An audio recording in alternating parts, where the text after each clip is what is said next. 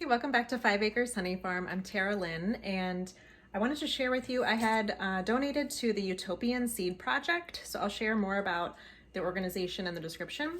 Not sure if you recognize these. They're not potatoes. I would not be able to guess what they are, but it's taro. And the Utopian Seed Project does a lot of great work bringing different seed stories back into the mix and preserving them and helping to cultivate them. And these seeds, or I guess maybe they're not seeds. I imagine maybe they're like, I'm imagining they're like potatoes.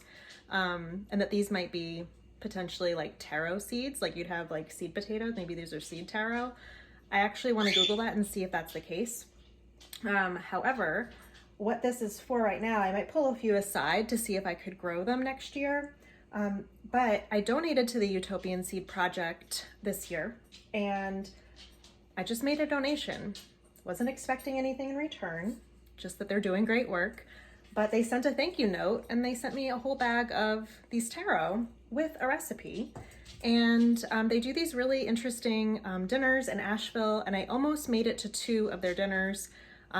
Both times I was out in the mountains, so it should have worked out well, but different things came up, so I had never purchased a ticket to go. So I'm hoping sometime in the next year that things will work out and I can make it to one of their dinners. But they basically will take all of the different plants that they're cultivating, and they work with chefs around Asheville to cook them. So I am going to cook the recipe that they provided. I have almost all the ingredients. I don't know about you, but I'm okay if I don't have like an ingredient or two. But I know friends are like, how could you do that? You need to have the ingredients. And like, for example, what part of the recipe calls for having harissa. And I had some, but I'm actually out of it now. So I have some tomato sauce that's open, and I'm gonna use that with some red pepper flakes. So I'm happy doing a little bit of a substitution like that. So I'll use that instead. But my husband, who doesn't cook, he is like, cannot fathom that I would actually like omit an ingredient or try to create a substitute. Like, I'm okay with it. I don't need to follow it exactly. So what I'm supposed to do is I'm just gonna rinse these off, and they're already fairly clean, but I'm just gonna do a little rinse. I'm gonna get them boiled. They're supposed to boil for like 20 minutes or so, and that's supposed to remove, make it easier to remove the skin. And then I will mash them up and turn them into some little patties and fry them up as per the recipe. So I will share how it is. I've never had taro before, I don't believe. I certainly have never cooked it, so this is a new experience for me, and happy to share that with you as I keep going and learning. I'll show you how the skin separated really easily from the taro. And I neglected to mention, I'm making this with some boneless pork chops. I typically do bone-in, but I just decided recently just to try out doing boneless. And I'm gonna be cooking them with honey, not my honey.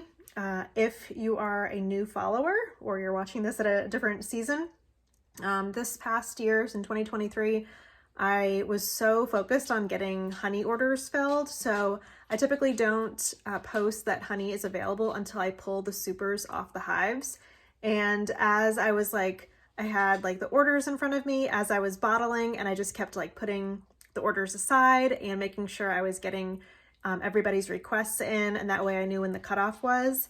And I had responded to everybody, and then I realized I didn't save any honey for myself, which is usually my first thing, is I like put mine aside and then I start. But I was just, so many people had reached out, and I was just so focused on getting it done.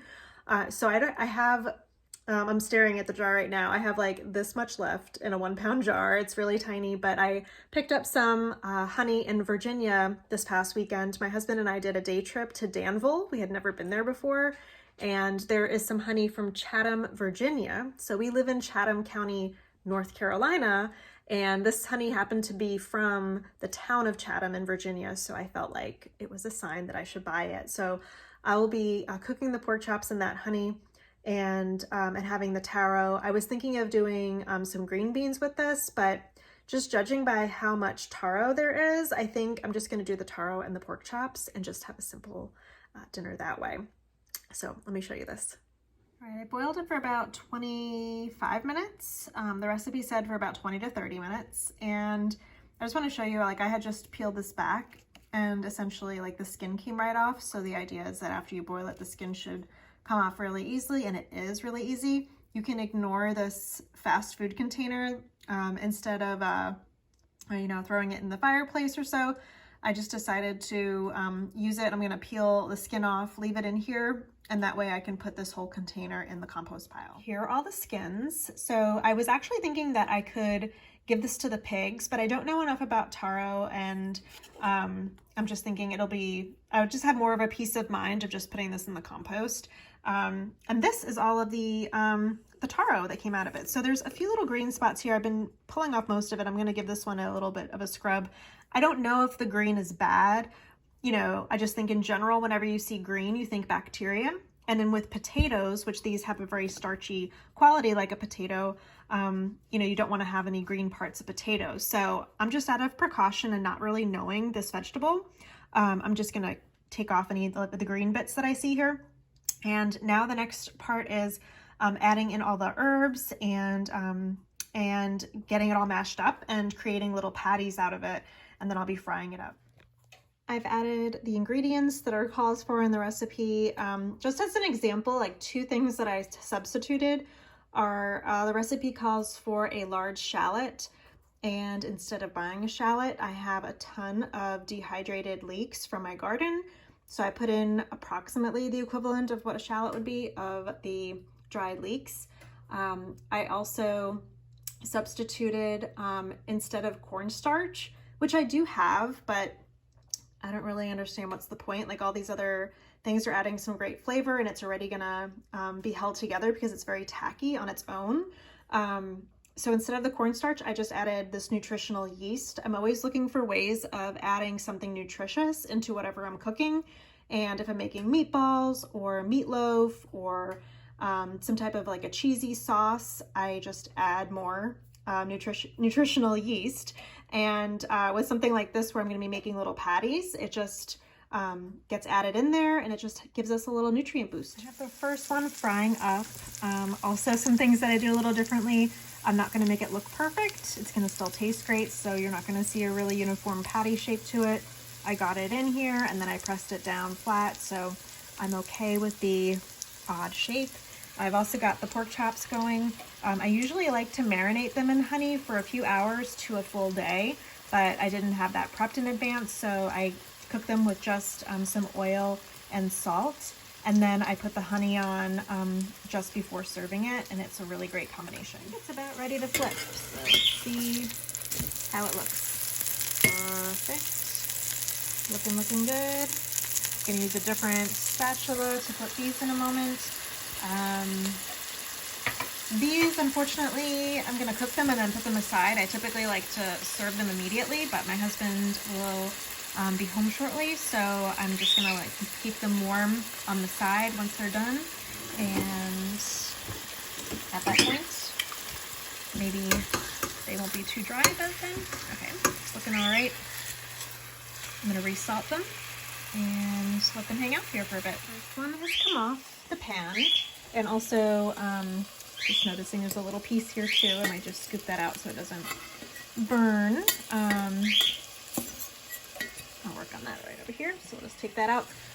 So also just a note, I just threw the next one on and pressed it down, and I'm going to take a bite of this and see how it tastes. So far, just kind of cutting into it with a fork.